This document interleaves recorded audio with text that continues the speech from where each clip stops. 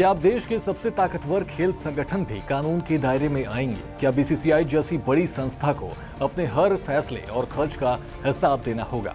लोकसभा में पेश हुआ नेशनल स्पोर्ट्स गवर्नेंस बिल भारतीय खेलों में बड़ा बदलाव ला सकता है।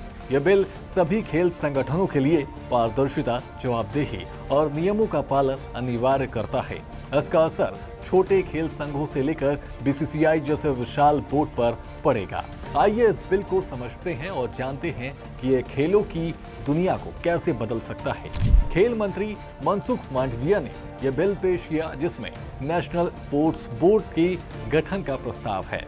एनसीबी ने सभी नेशनल स्पोर्ट्स फेडरेशन की निगरानी करेगी, जिसमें बीसीसीआई भी शामिल होगा। एनएसबी का अध्यक्ष और सदस्य केंद्र सरकार नियुक्त करेगी। ये बोर्ड तय करेगा कि कौन सा फेडरेशन मान्यता के योग्य है। अगर कोई संगठन सरकारी फंड का दुरुपयोग करता है, चुनाव में गड़बड़ी करता है या ऑडिट नहीं करता है, तो एनएसबी उसे निलंबित कर सकता है।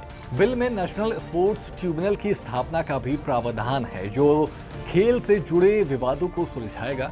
इस ट्रिब्यूनल को सिविल कोर्ट जैसे अधिकार होंगे और इसका अध्यक्ष सुप्रीम कोर्ट का मौजूदा या रिटायर्ड जज हो सकता है। इसके फैसलों को सिर्फ सुप्रीम कोर्ट में चुनौती दी जा सकेगी। अभी 350 से ज्यादा खेल विवाद कोर्ट में लंबित हैं, जिन्हें ये ट्रिब्यूनल तेजी से निपटा सकता है।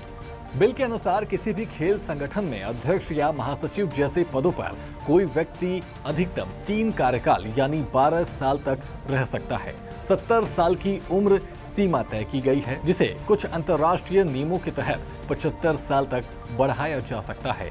हर संगठन की कार्यकारिणी में 15 से ज्यादा सदस्य नहीं होंगे, जिसमें 2 खिलाड़ी और 4 महिलाएं अनिवार्य होंगी। आरटीआई का दायरा बढ़ाएगा इस बिल का महत्वपूर्ण हिस्सा। अब तक सिर्फ सरकारी फंड लेने वाले संगठन आरटीआई के दायरे में आते थे, लेकिन अब एनएसबी से मान्यता प्राप्त सभी फेडरेशन आरटीआई के तहत आएंगे, यानी जनता इनसे सवाल पूछ सकेगी और उनके फैसलों की जानकारी मांग सकेगी।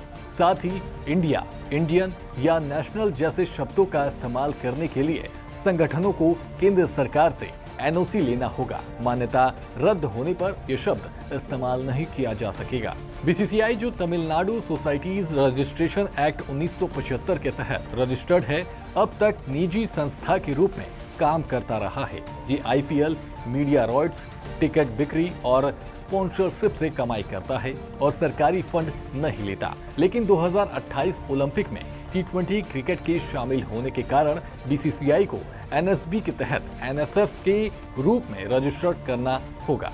इससे बीसीसीआई आरटीआई के दायरे में आएगा और उसे अपने फैसले, फंडिंग और नीतियों में पारदर्शिता दिखानी होगी।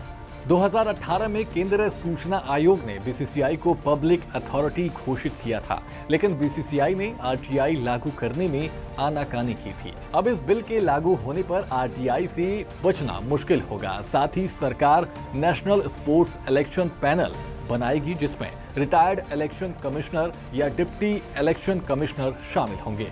ये पैनल खेल संगठनों के चुनावों की निगरानी करेगा और निष्पक्षता सुनिश्चित करेगा। तो क्या ये बिल भारतीय खेलों में नया युग लाएगा? क्या बीसीसीआई जैसी ताकतवर संस्था अब जनता के सवालों के दायरे में आएगी? अगर ये बिल कानून बनता है तो भारतीय खेलों की तस्वीर बदल सकती है।